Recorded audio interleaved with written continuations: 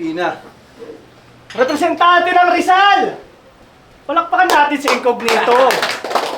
Practice pa lang, nabadibag ko na tong hangal.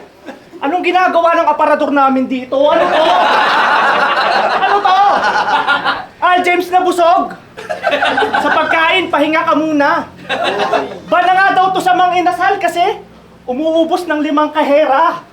James lang na mataba. Yun yung sinasabi ng bading. Pas yung baril ko pansariling gamit, tatamaan ka pa rin. Kamusta mo ang low budget na Invictus? Handa na ba ang mga letra? Malakas na mga skema? Pampatayan na ang pyesa?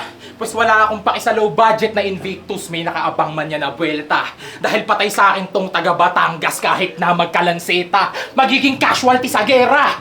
At yung dala niyang balisong, sa tagiliran niya igigilit. Nang magkaroon ng butterfly sa stomach na para bang kinikilig, hindi magtitipid!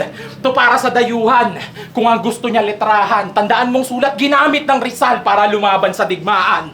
Pero kapatid yan sa division, sa Calabarzon. Pero itsapwera muna yung ibang bayang asali. Ito'y sa pagitan lamang ng Batangas at Rizal, kaya yung bar lang pag-uusapan natin. Ano game?